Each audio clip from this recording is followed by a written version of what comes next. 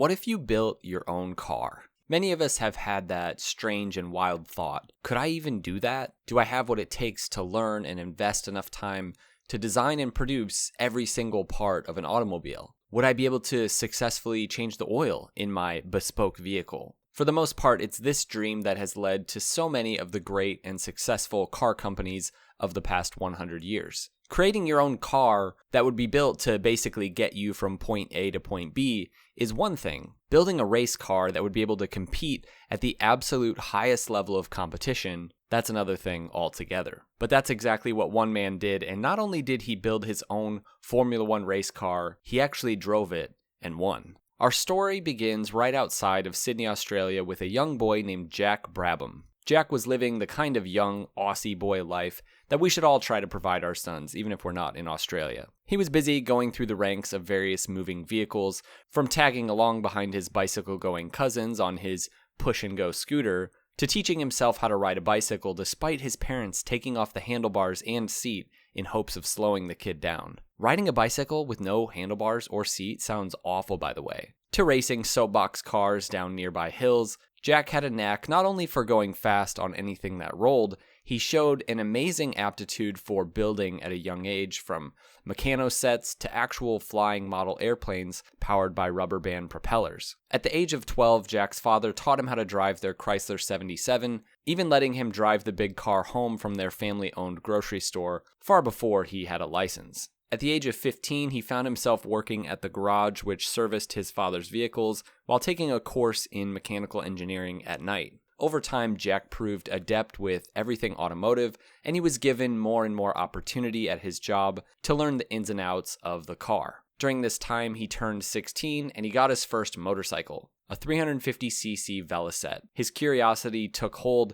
and he quickly had the entire motorcycle taken apart and running better than before. And this was really the beginning of Jack's career as both a mechanic and as, an operator or a racer. He would buy and fix up any Velocette that he could find and sell them for a profit in his back shed, which was now converted into a workshop. But before they were sold, he and his friends would ride their motorbikes for hours, as far out into the bush as they could go. A few years into his mechanical engineering course, Jack was called into the Royal Australian Air Force to serve during the war. Now, he really wanted to fly, but he was best suited and needed really as a flight mechanic. During this time, Jack really broadened his understanding of mechanical concepts, and after the war in 1945, Jack's grandfather built him a workshop on his property, and Jack began working himself on family and friends' cars. At this time, he became friends with a man named Johnny Schoenberg, who was a casual midget racer. If you aren't familiar with speedway racing,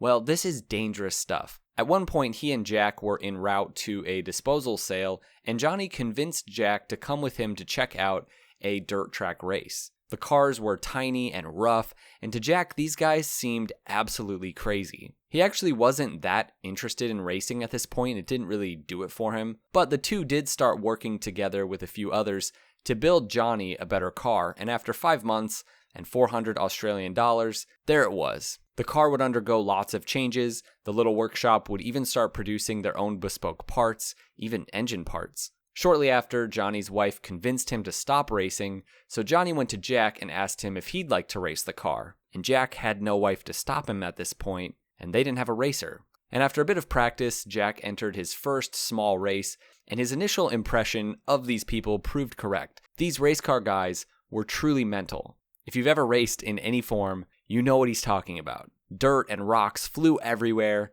and Jack took dead last. But once he got used to how all of it worked, he started to find himself winning, and winning a lot. It turned out he had a little bit of that lunacy in himself. Jack kept racing, he was young, and he was winning everything he entered with his little car. This was fantastic training for his future. Speed car racing, especially on dirt, really called for incredible reflexes and awareness, open cockpits, and lots of crashes. I mean, this was really incredibly dangerous stuff, and not only did it train many future Formula One drivers to be good at racing, but it also gave them a sort of tenacity and fearlessness. This wasn't just primitive go-kart racing. But Jack was really good, and he was getting quite a bit of local press for all of his wins. But eventually, he sold the car to fund a new road racing vehicle, a Mark IV Cooper chassis in which he dropped a BSA 500 engine. then a Vincent 1000, and ultimately an 1100 JAP twin. Quickly, road racing would take over his life. He lived off his winnings, and he invested anything extra that he had right back into his car. Soon Jack had enough money alongside a bit of cash from his father to invest in a proper front-engine Cooper Bristol Mark II. This car was advertised as brand new, and it was incredibly expensive for him. But on his first test run, Jack watched the oil pressure drop. This was not a new car, it turned out. Jack pulled the engine apart and found a bent crankshaft and shot bearings. In taking the car apart, he also found that some of the components, like the flywheel for example, were unnecessarily heavy. Of course, he took his experience making his own parts to remedy this, and he ended up saving about 50 pounds just by putting a different flywheel in. In August of 1953, Jack made his professional road racing debut at the Queensland Road Racing Championship, where he took the win. Now, this would set off an incredible racing career in Australia, where Jack would consistently stay ahead of the game by making small improvements to his car. Through the late 40s and early 50s, Jack Brabham won virtually everything with this little speed car, not simply because he was a fast racer, but more because he knew his car better than anybody else. But the possibility of racing beyond Australia and beyond New Zealand, particularly in Europe, was becoming a reality when Jack met Dick Jeffrey, who was the competitions manager of Dunlop Tire Company, and also Dean Delamont, the competitions manager of the Royal Automobile Club in London. And they liked the idea of this talented young Aussie taking a shot in the highest level of competitive road racing, so they answered all of his questions, and soon, in early 1955, he found himself on a plane headed for Europe.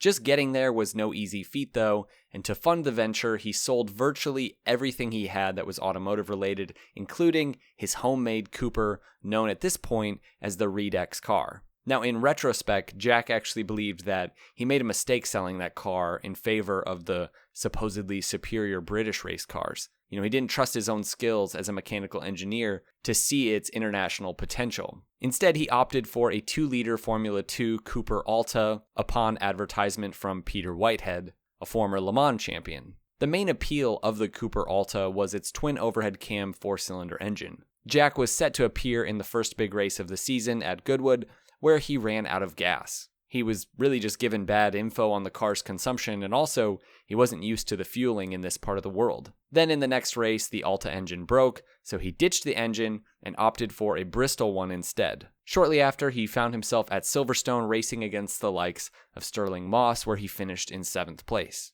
A turning point came in his career when he found himself going head-to-head for 3rd place with Stirling Moss at Snetterton. They had quite the battle, and now Jack knew that he really could compete with these guys. Now, despite trying to get his hands on a Maserati for the 56th season of Formula 1, Cooper came in and they provided him with a dream Formula 2 car, and this car stood out for having its engine behind the driver, rather than in front, like virtually every car on the track. Jack worked on this car tirelessly at the Cooper garage, where he was becoming sort of an employee, though not paid.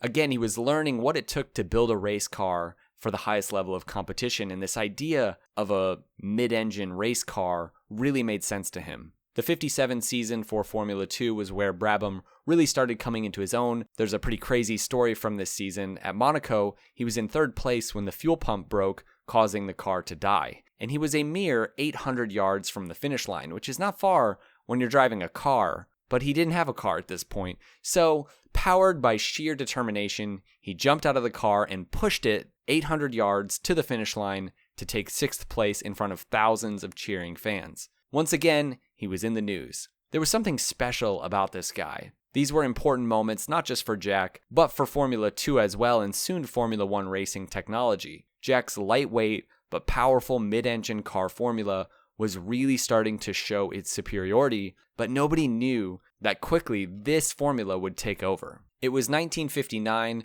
when Cooper and Jack really plotted a serious attempt to take the Formula 1 championship in partnership with a young, talented racer and engineer named Bruce McLaren. They set out to build a mid-engined race car powered by a Climax 2.5-liter engine with the goal of taking down the biggest, fastest cars in the world. Jack would win at Monaco and the British Grand Prix, and going into the final race at Sebring, Stirling Moss was the only rider with a chance of taking the title from Jack if he could win.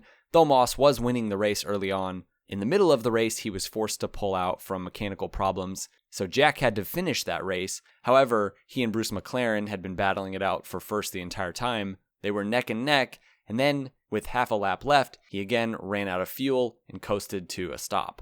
So once again, he jumped out and pushed the car about 100 yards to the finish line, making sure that nobody helped him and giving Jack the championship by just a few points. He would also take the title with ease in 1960. This year really would mark the final year that a front-engine Formula One car would do anything. This was the last year that a front-engine car even took a race. Everyone was following Cooper and Brabham's setup at this point. Despite changes to the rules for this season, Jack had really left his mark on the racing world with this formula of mid-engine cars for racing, but his story wasn't done. As Cooper's success started to wane through the 60s in Formula One racing, and companies like Ferrari really began to once again figure their stuff out and really get their own takes on mid-engine cars, Jack began working on a new project while still racing for Cooper, despite struggling with the all-new 1500cc limit for Formula One. The decision to start building his own race cars came out of a desire to see all of his ideas worked out.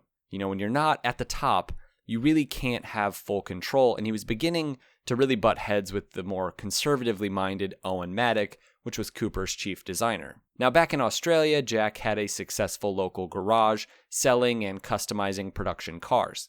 Jack decided to partner with a man named Ron Tauranac, a British race engineer and designer who had done work to improve earlier Cooper race cars. Together, they started building a single-seater race car for Formula Junior. This was a great place to start as the engines had to be production-based, and Ron's experience was really in building production racers. Now, for this car, the biggest area of improvement over the current competition in this class, which was mainly from Cooper and Lotus, had to do with suspension. This car, and this is something that would really influence their cars going forward. The car featured fully adjustable anti-roll bar suspension, making it possible to optimize the car for each race. Now, this was 1961, and Jack's endeavors were unknown to the higher-ups at Cooper. Nobody knew that he was building his own race cars. So in order to stay under the radar, they finished the little car, and they sold it to an Australian racer who experienced some success racing it under the name MRD. But it didn't take long for the news to get out that Jack was really building his own race cars. Now, Brabham's first attempt at racing his own Formula One car came in 1962, where he did take a few points, marking the first time a Formula One driver had ever taken points driving a car bearing his own name. This was a Brabham car in total, and it was powered by a Climax 90-degree V8. Year by year, the car got faster. In 1964, Dan Gurney, the American driver for the Brabham Racing organization, took 2 wins, but in 65, the team took no wins. Now, fate would move in Jack's favor for the 1966 season. The FIA doubled the capacity limit for Formula One race cars. Now, getting your hands on a monster engine necessary for what would easily be the fastest Formula One in history was no easy feat. Brabham reached out to the Australian engineering firm Repco. Now, they'd never made a Formula One engine prior to this, but they shocked the world, basing this new twin-cam 3-liter V8 on, surprisingly enough, an aluminum Oldsmobile F85 engine. Paired with the Brabham's latest sleek chassis, early testing showed Jack that he had a winner with this car. It was reliable, it was powerful, it was lightweight, and it really made power nicely across the rev range. But the biggest question was how it would fare against Ferrari's V12 and Cooper's Maserati-powered V12s. It didn't look good from the outset. The big V12s took the podiums in the first 2 races, but Jack was just figuring out exactly how to race this new car, as everyone was also kind of learning how to handle these bigger, more powerful vehicles. And handling would really prove to be the key for Brabham's car. In the 3rd race, he laid back in the slipstream to gain some sort of advantage over the V12s and then slowly overtook all of them in the corners. The V12s easily made 60 more horsepower than his car, so he was really forced to make up the time in the turns, and soon he found himself in first, and in first he stayed for 4 races in a row,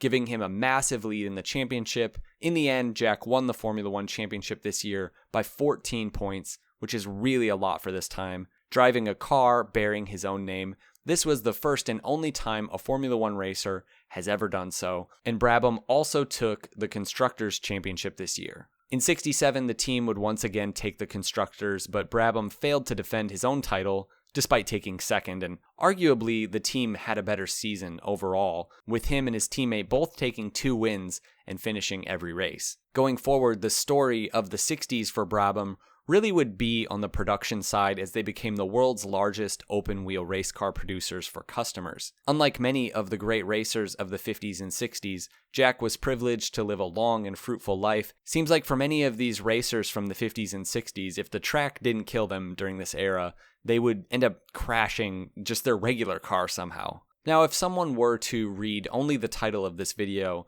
or to say to you, did you know that a guy won the Formula One championship driving his own car? You might think that this is describing a person who just woke up one day and decided that instead of going to their insurance job, they were just going to make their own race car. And that's just not how these things go. These kinds of incredible feats come from decades of learning and digging in and testing and taking in information, being willing to take input from people. These things don't just happen. So, sorry to crush your dreams, but if you don't have any experience, not only can you not build a race car, you probably can't build your own commuter. But when I look at this story, and also the story of John Britton and his incredible home-built race bike, and the fact that these guys, along with Bruce McLaren, by the way, they all came from the same part of the world, Australia and New Zealand. And this area really seemed to be a kind of haven for great automotive minds. And there's a reason for this. Through history, parts and materials and resources have never been as easily accessible in this part of the world versus here in the West. For Jack Brabham, this was really compounded by the fact that his adolescence happened during World War II. Australia just did not provide the same kind of access for budding engineers and racers as those growing up, for example, in Great Britain, and this forced Jack to be inventive and creative as he built, the kind of things that young boys build. And then, of course, as he started building his own race cars. The thing that stands out to me about Jack's story is really the progression. So much changed in racing from Jack's early days to his final championship title in '66 driving his own car. His prime years of racing were some of the most formative for what we now call modern Formula One racing, and Jack's ideas were really right at the heart of those major changes. With that perspective, it's really not that surprising that he was able to build and race, a world-beating car. That's exactly what it takes to win at the highest level, is that sort of open mind. On the one hand, I think many would look at today's Formula One scene and say that it's impossible for anyone really to do the kind of thing that Jack did in his day, to build a team, build your own car from the ground up, and take on companies with decades of experience and millions of dollars. And maybe that is true. Maybe these days are long gone. But I have to wonder if there aren't still some young Jack Brabhams still out there today, maybe even in Australia, just waiting to get their first chance on a go-kart. And maybe the right people will come into their lives and inspire them to be creative and to really keep pushing the boundaries. And maybe we'll see another person like Jack. All right, guys, hope you enjoyed this video. Thanks for watching. Be sure to subscribe and check out my other videos. And yeah, we'll see you guys in the next one.